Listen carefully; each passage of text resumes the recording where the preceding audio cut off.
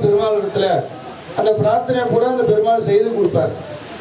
அப்படிதான் அந்த வராக புராணத்தை சொல்றது. இந்த கல்யாண உற்சவம் எதுக்காக அப்படின்னாக்க தாயாரின் மூலமாக பெருமாளுக்கு ஒரு சக்தி வருவதற்காகவும் எல்லா ஜனங்களுக்கு அனுகிரகம் பண்ணணும்.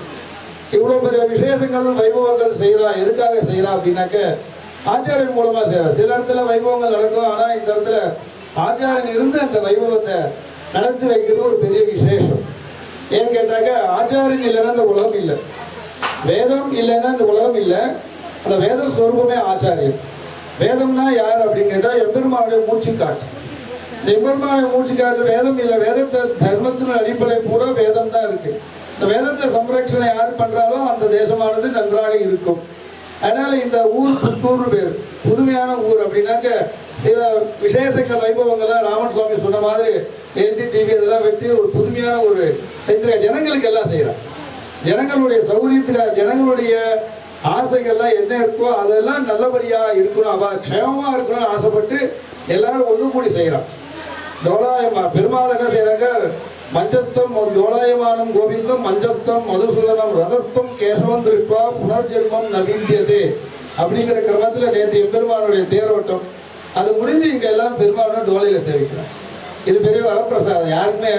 யாருக்குமே கிடைக்கிறது இப்படி ஒரு உற்சவம் கிடையாது எங்கேயுமே. தேரோட்டம் முடிஞ்ச உடனே ஒரு ஊஞ்சல் உற்சவம் அப்படிங்கிறது இங்கதான் எம்பெருமானுக்கு. ஆனா இந்த இடத்துல பெருமாள் ராமன் எழுதிருக்காரு. ராமன் என்ன பெருமாள் ஆராதனை ரங்கநாதன் ஆராதனை செஞ்ச பெருமாள். ஆனா ராமனுக்கு இஷ்டமான பெருமாள் அவர். அதனால ரெண்டு பேரும் சேர்ந்து இருக்கிற ஒரு வைபவமானது இந்த இடத்துல கிடைச்சிருக்குது ஆச்சாரியன் மூலமாகும். ஆச்சாரியன் வந்து அந்த ஆச்சாரியன் யார் அப்படின்னு கேட்டாக்க இந்த ஆச்சாரியன் இல்லைன்னா இந்த உலகமே கிடையாது. ஆச்சாரியன் யார் அப்படின்னா சாந்திவீர் மகரிஷி ஆசிரமத்துல எம்பெருமான் போய் அபியாசம் அக்ஷராபியாசம் கற்றுக்கிறார் சுதாமரோட. அப்ப சுதாமர் போய் தன்னுடைய அக்ஷரங்கள்லாம் அழிச்சு எடுத்துன்னு வந்துடுறார். கிருஷ்ணனுடைய சக்தியினால எல்லா கதிகளையும் கூட்டு இந்த அக்ஷரத்தை அழிக்கிறார். ஆனா அழிக்க முடியல. சுதாமர்கிட்ட கேட்கிறார், நீ ஒண்ணு போய் அழிச்சிட்டு வந்துட்டிய அழிக்க முடியல அப்படின்னார். சுதாமர் சொன்னார், அந்த தடாகம் இருக்கு அதுல போய் அந்த தீர்த்தத்தை எடுத்துன்னு வாங்கணும். அப்புறம் அந்த பட்டாம்பூச்சில எடுத்துன்னு ஒரு வழக்கம் உண்டு. அந்த கிருஷ்ணன் அந்த பட்டாம்பூச்சில எடுத்து சுதாமர் கொடுக்க அந்த எழுத்தை அழிக்கிறார் கிருஷ்ணன். அந்த எழுத்தை அழிச்சு போயிடுது.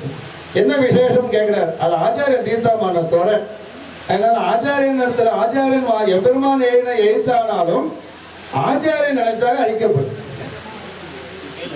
அதனால இந்த ஆச்சாரிய வைபவம் ஆச்சாரியன் யாருனாக்க நம்மளுடைய ஞானத்தை எல்லாம் கொடுத்து அஞ்ஞானத்தை போக்கடிக்கிறவர். நமக்கு என்ன வேணுமோ அதெல்லாம் கொடுக்கக்கூடியவர். நமக்கு எல்லா சந்தேகமும் நிவர்த்தி பண்றார். எல்லா ஆத்துல இருக்கிற எல்லா வைபவங்களுக்கும் ஆச்சாரியனை கூப்பிடணும். எந்த வித வைபவங்களும் ஆச்சாரியன் இல்லாமல் எந்த காரியம் பண்ணக்கூடாது. அதனால இந்த வைகாரிக உற்சவமானது எம்பெருமானுடைய கிருபைக்கு பாத்திரமானது. இந்த பழங்கள் கொடுக்குற மாதிரி நீங்க பெருமாளுக்கு என்னென்ன பிரார்த்திக்கிறீங்களோ அத்தனை பிரார்த்தனையும் இந்த பெருமாளானதோ நமக்கு கிருபை பண்ணுவார். அதனால இங்க இந்த ஊர்ல இருக்கிற எல்லா மக்களும் சேர்ந்து ஜனங்கள் எல்லாம் சேர்ந்து இந்த பெரிய வைபவத்தை நடத்தி வைக்கிறது அப்படிங்கிறது. இந்த ஊர்ல இருக்கிற எல்லாரும் வந்துட்டாரா அப்படின்னு கேட்டா சில பேர்லாம் வந்திருக்க மாட்டான். அது சில பேருக்கு இந்த பாக்கியங்கள் எப்படி கிடைக்கும் அப்படின்னாக்கா அடியான் வந்து ஸ்ரீரங்கத்தில் இருக்கு. இருந்தாலும் இப்ப வந்து இந்த இடத்துல வரணும். இன்னைக்கு முதல் நட்சத்திரம் அஸ்வினி நட்சத்திரம். இந்த கல்யாண உற்சவத்துல அஸ்வினி நட்சத்திரத்து என்ன அப்படின்னாக்க புராணங்கள்ல ஒரு கதை இருக்கு. ஒரு ஆச்சாரியன் போய் ஒரு விஷயம் சேரத்துக்கு போனா அந்த ஆச்சாரியன் சொல்லித்தர மாட்டேன்ட்டார். என் பாடம் சொல்லித்தர மாட்டேனோடனே சரி சொல்லிட்டு ஆச்சாரத்துல வைபவம் ஈடுபாடு எப்படி அப்படின்னு காட்டுற புராணங்கள்ல உபநிஷத்துக்களை சொல்றது. அப்புறம் அந்த ஆச்சாரத்தை போய் கேட்டோன்னு வரக்கூடாதுங்கிறார். கொஞ்ச கேட்டு அந்த பையன் போய் நிற்கிறான். என்னன்னு கேட்டாக்க ஏதாவது சொல்லுங்க சுவாமி எனக்கு வேணும்னு கேட்கிறார். சரி பிக்ஷை எடுத்துருவா அப்படிங்கிறார். பிக்ஷை எடுக்க போறா. பிக்ஷை வாங்கியிருந்தார் ஆச்சாரியன். இவனுக்கு தரல. சரி மறுநாள் வந்து பாக்குறான் இந்த பையன் நன்னாவே எப்படி நீ பிக்ஷை எடுத்துக்கலையா, மறுநாள் போய் எடுத்து திருப்பி போய் பிக்ஷை எடுத்துனார். அப்ப ஆச்சாரியன் சொல்றார், ஒரு வாட்டி பிக்ஷை எடுத்துட்டு அதுக்கப்புறம் பிக்ஷை எடுக்கக்கூடாது விதி அப்படிங்கிறார். அதனால பிக்ஷை எடுத்துக்காம விட்டார். மறுநாள் வந்து நிற்கிறான்.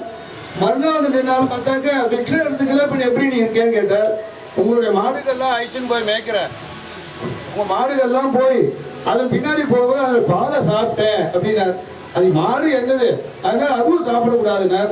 மறுநாள் அந்த சிஷ்யா வந்து நின்னா மறுபடியும் எப்படியே புஷ்டியா இருக்கேன் பிக்ஷை எடுத்துக்கூடாதுட்டுங்க பாலும் சாப்பிடக்கூடாதுட்டுங்க. அதனால கண்ணுக்குட்டிலாம் ஊட்டினதான அந்த நுரை இருக்கணும். அந்த நுரைய சாப்பிட்டேன். அந்த நுரைய சாப்பிட்டதுனால இருக்கேன் அப்படின்னா உடனே மாடு என்னது கண்ணுக்குட்டி என்னது நுரைய என்னது அதனால அதுவும் கூடாதுன்னார். மறுநாள் வந்தார். மறுநாள் அந்த குழந்தை காணோம். அந்த ஆச்சாரியன் தேடின்னு போறார். எங்கடா கேட்டா சுதாமான்னு பேர். அவன் எங்கடா இருக்கேன்னா, ஐயா இங்க இருக்க அப்படிங்கிறான் அந்த பையன். எங்கன்னு பார்த்தா கிணத்துல இருக்கான். ஏன்னு கேட்டாக்கா பிக்ஷை எடுக்க கூடாதுங்க, பால் சாப்பிடக்கூடாதுங்க, நிறைய சாப்பிடக்கூடாது. நான் வேற என்ன சுவாமி பசிக்கிறது, எருக்கம் இல்லையா சார், பால் சாப்பிட்டோம். எருக்கம் பால் சார் கண்ணு போயிடுது. கண்ணு போனதுனால அவனுக்கு கண்ணு தெரியாம போயிடுது. அப்புறம் ஆச்சாரியன் சொல்றாரு, அஸ்வினி தேவகுமாரர்களுடைய மந்திரங்களை சொல்லி நீங்க சொல்லும் அந்த தேவதைகள் வருவான்னு சொன்ன. அஸ்வினி குமார் 2 தேவதைகளும் இந்த உச்சரிக்கும் போது 2 தேவதைகள் வந்த பிறகு அந்த தேவதைகள் ஒரு பரீட்சை வைக்கிற அந்த சிஷியனுக்கு ஒரு அப்பத்தை கொடுக்கணும். உனக்கு யாரு வேண்டாமோ அவளுக்கு இந்த அப்பத்தை கொடுத்தனா அவ சாப்பிட்டா பல்லெல்லாம் இரும்பா போயிடும் அப்படின்னு அவ ஒண்ணு சொல்றா. உடனே அந்த இந்த சிஷ்யன் சொல்ற, இந்த அப்பா நீரே வச்சுக்கோ, எனக்கு வேண்டாம் அப்படின்ட்டார். அப்ப ஆச்சாரியோட திருவிழா என்ன, தனக்கு தான் கொடுப்பாங்க, திருவிழா வந்திருக்கு, ஆனா இந்த சிஷ்யன் கொடுக்கல. அப்புறம் ஆச்சாரியன் செய்யறா, மறுபடியும் கண்ணு வந்ததுன்னே ஆச்சாரியன் மேல எடுத்து ஐயன் வந்து எல்லா விதிகளும் சொல்லி கொடுத்தாலும் உபநிஷத்துல சொல்றது. அதனால ஆச்சாரியன் எப்படி அப்படின்னா, ஆச்சாரியன் தான் இந்த உலகத்துக்கே முதல் தெய்வமே. ஆச்சாரியர்கள் தான் ஒருமே கிடையாது. ஆச்சரியமான காரியங்கள் யாராவது செஞ்சு கொடுக்குறாலும் ஆச்சாரியன். கற்க கசத கற்பவை கற்றவை நிற்க அதற்கு தக வேத அத்தியனம் பண்ணி வேதத்துடைய அர்த்தங்களை தெரிஞ்சு, அர்த்தங்கள் தெரிஞ்சா மட்டும் கூடாது, தானும் அனுஷ்டானம் பண்றார். தானும் அனுஷ்டானம் பண்ணாலும் பரவாயில்ல, எல்லாரும் அனுஷ்டானம் பண்ணும்படி செய்யறார் அவர் ஆச்சாரியன். அது போல ஆச்சாரியன் எழுதுகிறார், திருக்குறள் ஜிஆர் சுவாமி எழுதுகிறார். அத்தனை வைபவங்களுக்கு இன்னைக்கு முதல் நாள் அஸ்வினி நட்சத்திரம். இந்த வைபவத்தை பார்த்தீங்கன்னாக்க நேத்திரங்களுக்கு ஒரு உற்சவம், நேத்திர உற்சவமான எம்பெருமான். ரெண்டாவது கண்ணில் ஏதாவது மிஸ்டேக் இருந்தாலும் இந்த கல்யாண உற்சவத்தை சேவிச்சோம்னாக்க அதுவும் நிவர்த்தி ஆகும். அதனால இந்த ஊர் ஜனங்கள் எல்லாருக்கும் சௌக்கியத்தை கொடுக்கணும். ஆச்சாரோட கிருபையினாலும் எம்பெருமானோட கிருபையினாலும் இந்த அர்ச்சகர், அப்புறம் அர்ச்சகர் யாருன்னா பெருமாளே அர்ச்சகர் தான். அர்ச்சகர் ஹரி சாட்சாத். அர்ச்சகர் என்ன சொல்றாருனாக்கா எம்பெருமானுக்கு ஈக்குவல் அப்படிங்க. ஆச்சாரியன் மேலே அர்ச்சகாலம் என்கிட்ட எம்பெருமான்கிட்ட பேசக்கூடிய சக்தி அவளுக்கு இருக்கு, அம்மா அப்பாவோட பேசுற மாதிரி. அதனால அர்ச்சகருடைய கிருபையினாலையும் அவளோட சகாயத்தினாலையும் இந்த வைபவமானது நடந்தது. இந்த ஜனங்களுக்கு மேலும் மேலும் எம்பெருமானுடைய இந்த திருநாமன் ராமன். இந்த ஊர்ல இந்த சுவாமி, இந்த ராமன் சுவாமி இருக்க, அவருடைய இந்த சிறப்புனாலையும் இந்த எம்பெருமானுடைய கிருபையினாலையும் இந்த உலகத்துல உள்ள எல்லா ஜனங்களுக்கும் இப்ப ரொம்ப முக்கியம் என்ன அப்படின்னாக்க மழை. இதுதான் கேட்டுட்டு இருக்கோம். அவன் பெருமாள் கிருப்பை பண்ண மாட்டேங்கிற. நேற்று கூட ராஜகோபுரத்துக்கு அண்ணன் பக்கம் மழை பெய்யுது, ராஜகோபுரத்திலும் மழை பெய்ய மாட்டேங்குது. அதுவும் துறையோடு ஏதோ எச்சமுங்கிற மாதிரி தான் இருந்து ஒழிய அந்த மாதிரியும் சரியா வரல. ஏதோ பெருமாள் இடத்துல அபச்சாரமோ என்னன்னு தெரியல.